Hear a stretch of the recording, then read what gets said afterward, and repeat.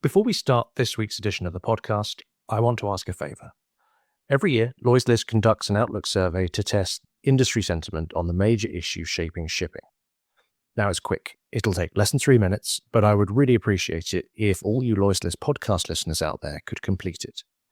There's a link in the podcast description, or head to lloydslist.com for details. And if you want to get exclusive access to the results before anyone else, join me in London on December the 5th at our annual Outlook Forum, where I will be joined by none other than Carrie Troth from Shell, Tanuj Luthra from Zodiac Maritime, Andrea Olivi, Global Head of Shipping at Trafigura, Michael Parker from Citi and the Poseidon Principles, and Nick Brown, Chief Executive of Lloyd's Register. It is very much the event of the season, and spaces are limited, but podcast listeners get first dibs, and you can register via the details at the end of the Outlook poll that you're all going to diligently fill out before listening to this week's edition of the podcast. This week's episode of the podcast is sponsored by Lloyd's Register and Columbia Ship Management.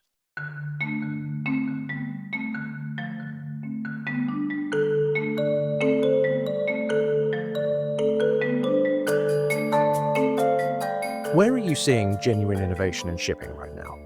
That's not a rhetorical question.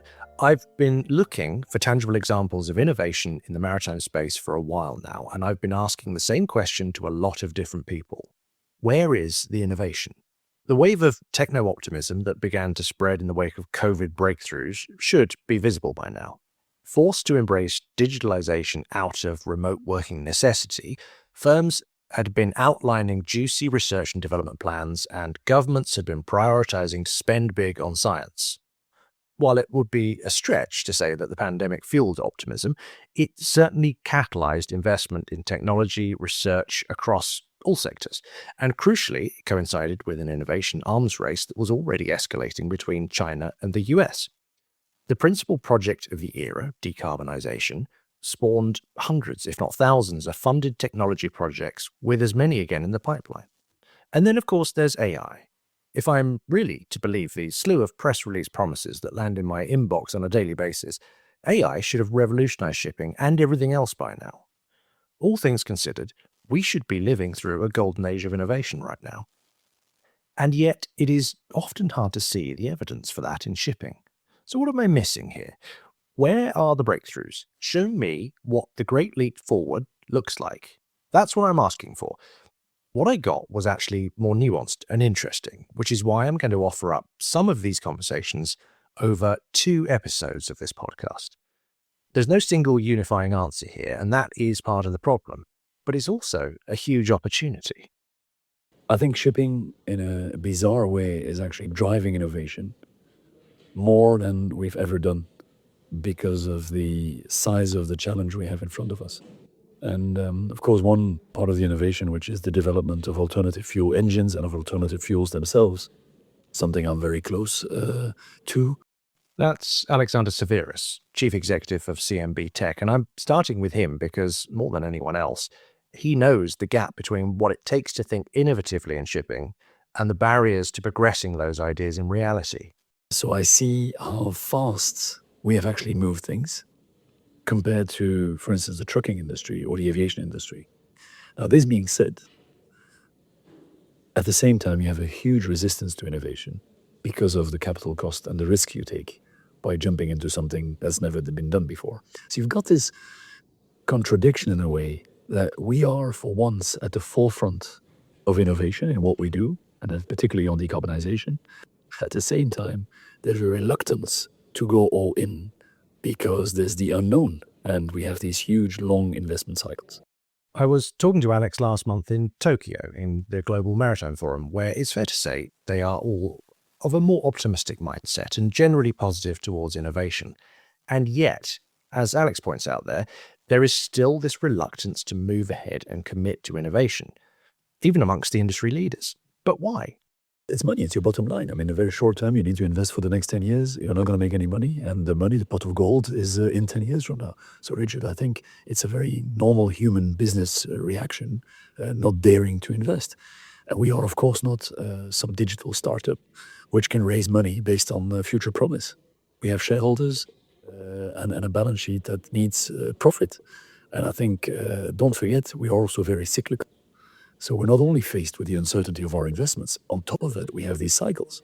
So can I blame anybody just to milk the cow today and set some money aside, pay dividends when we've been through these horrible times, and at the same time say, I'll wait for the next 5 years, let me enjoy the ride for a minute, and I'll invest in innovation later on. This being said, I don't think for my company it's the right strategy. So we're doing the opposite. We are using the money that we're making today to invest in innovation. Look, Alex clearly is not alone here. There are lots of companies investing in innovative technologies and using data and technology to solve problems and evolve the industry. Perhaps it's just that these changes are hard to notice when you're inside that evolutionary process. But step back, there has been real progress. We can see that.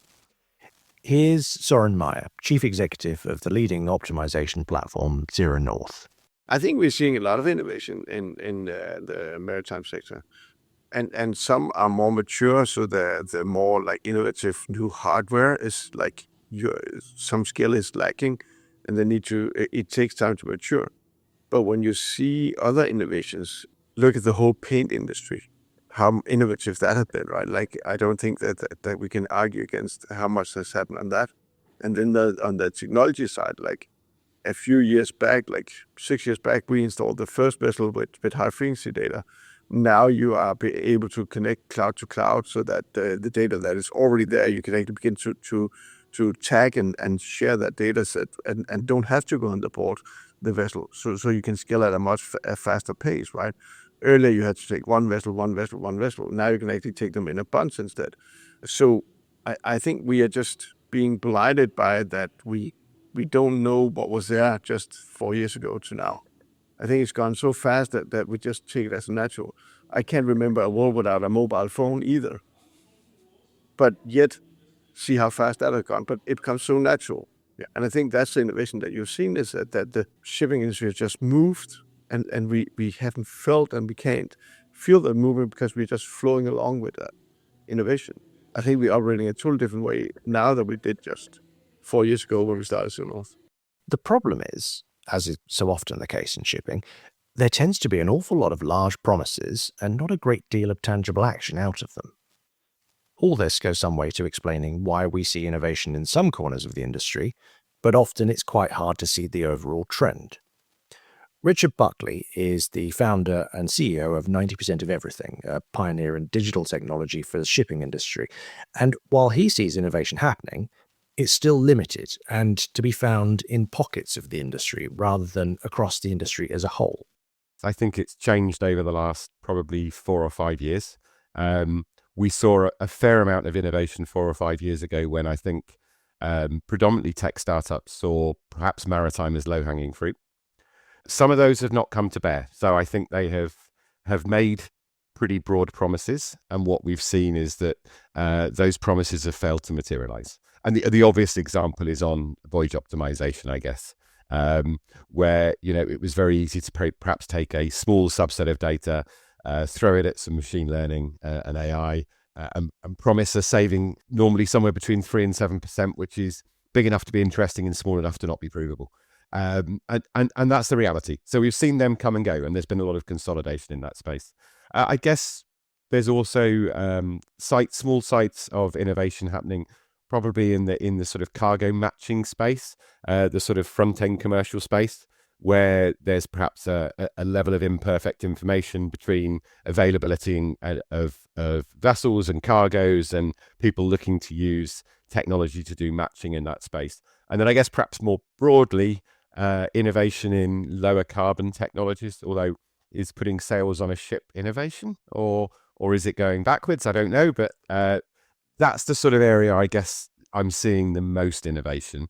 Perhaps some more of the credible side is perhaps outside of digital, where you see, wind technology, air lubrication systems, carbon capture. That seems to be an area where there's a lot of engineering innovation going on. Richard is right, of course. There has been genuine innovation. Hard-won, expensive innovation around the technology developments of decarbonisation and fuel. And, as we all know, decarbonisation doesn't happen without digitalisation. So that's also catalysing innovation. But we still seem to be having the same conversations around how we get from pilot project to scale, and why the maritime industry still seems to be stumbling around the problem of siloed thinking and barriers to change. Here's part of a conversation I had last month with Cargill Ocean Transportation's Global Operations Director Iman Abdallah and Saskia Moreau, the Digital Director at the Port of Rotterdam Authority. I think we are making progress on innovation. And by progress, I mean the fact that, you have engine makers that are trialing, ammonia engines, that we already know, and we have settled the debate on methanol engines, for example. Are we doing enough innovation? No, not necessarily, right? But there is some innovation there. And the interesting thing about the industry is that we came, from what I call the Stone Age, and now there is an influx, right, of investments in digital technology, for example, right, and AI, and a multitude of different startups that are looking at different digital platforms. I think that's great, but I also think that there should be a lot of, consolidation in the near future, so that ultimately we end up with products that we can use, because I don't think anybody wants to be using 20 different products for different use cases. Instead, we want, holistic products, and products that can cover our business processes predominantly, or more or less from beginning to end. I think if I can add to that, I do think maritime is innovating. If you look at sort of the big transitions that you also referred to earlier, I think there were two things that maritime had to do. One is order new vessels and make a fuel choice, basically. And the second thing was to change their buying behavior on fuels, from being a short-term spot buyer into long-term offtake agreements. First one is clearly happening. Second one is clearly really difficult. But having said that, I do think that things have been piloted. So for me, the big change between 2 years ago and now is that we're doing stuff and we're creating learning cycles. And the learning cycles are needed to then see what is scalable, because we're not in a space yet where we can scale from the start. It just doesn't work. So I think things like a Zemba, H2 Global, a European Hydrogen Bank, double auctions are all examples of us reinventing basically commercial structures that are trying to deal with this fuel piece. In the meantime, what maritime is good at is taking lots of action towards a certain path. So on every single sort of fuel path, I see lots of action. I see bunkering guidelines being made. I see vessel designs. I mean, there's a lot of actions, and I think the innovation is there. The piece I think we can certainly do more of is the efficiency space, because I see the fuel conversation is one where we can also talk very much in the future, whereas the efficiency you need to do today, it's also different people, different sets of skill sets that you need for that. And I do think the whole efficiency and digital we need to do a whole lot more in. Okay. We can't really have a conversation about innovation in shipping, or anywhere else for that matter, without talking about AI. The promises are huge. The press release is frankly incredulous. It is at once the panacea to all that ails the industry and the solution to everything, and yet it is also nothing. Most companies are still not sure what the technology can or can't do, or how best to use it. Across the economy, only 5% of American businesses say that they are using AI in their products and services. Few AI startups are turning a profit right now. So, is it really the game changer or the emperor's new clothes? Here's Saskia and Iman again. I mean, it's a game changer, but it's not really been used yet, I think. Because first, there's also things like keys or terminals now getting IMO type numbers. And I still think we need that versus the names they had before, which could be different, sort of if you had different agents. So I think there's a sort of basic level of standardization that we still need and will continue to need. at the same time, yes, AI can do a lot like that. And what I like about it is also the interoperability. So as systems talking to one another is becoming easier. And that is good because that means that not everyone needs to be on the same platform or needs to use the same solution. It also means that as a company, you can now buy different solutions from different sort of places, and you can be assured that they can work together and you get synergy effect. So I think there's that. The piece on AI that I think is way more interesting right now than the large language models, at least for sort of logistics, maritime perspective, is anything around planning. And AI will start to help in this whole planning optimization stuff. I mean, for the Port of Rotterdam alone, we identified 15 different areas where we have sort of huge benefit if we were to do that. And so it could be modal for the different modalities if we do planning across that. It could be sort of assistance to VTS operators for bringing in vessels and to look at safety. So I think AI in that perspective has a lot of potential. The difficulty with AI that we somehow need to sort is the benefit sharing. Because the planning might be good for on a system level, but not always will the benefit be equally distributed by the people who participate in that type of planning. And it will also bring up questions on who owns the orchestration of whatever planning decisions will be made. Yeah, that's stuff we need to work through. I just want to give a very quick glimpse of what is available today in terms of AI capabilities in shipping. So we all know the nuances of charter parties. We all know the nuances of nominations. What if I tell you that today there is a software and a program that can go into charter parties, can identify, so we have vessel operators. We operate a fleet of 700 ships. We have 100 operators. Every day those operators come in. They have hundreds of emails that they need to go through and decipher and. What if I tell you that there is an AI that today can go through all of the emails, can identify where an operator needs to make a nomination, can go into different repositories such as Q88 or do the vetting on the RightShip platform, extract the certificates from Q88, go through the certificates, find out which ones are about to expire throughout the voyage, prepare the email to the owners asking, what are you going to do about this certificate? Prepare the email to the master asking for a pre-stowage plan, and then prepare a to-do list for the operator so that when they come in the morning, they know exactly what has been done and prepared for them. And if they agree, they can hit send, and this is what's pending, and this is what to wait for. This is where AI is going to take us, and this is what our industry is going to look like, and it's not going to look anything like what we have experienced so far. If I can build on that, because I think that's a great image of the future, and some of it is reality today already, right? Yeah. It's both. But if you look at sort of sea cargo charter, it's all about how do you somehow make standardized data elements available to whoever needs to have it, right? Yeah. Whether it be regulator or other parties. If I look at the future, I see a space where, and let's take the example of a vessel owner, will have one set of data in a place, an API, with sort of the right type of authorization levels.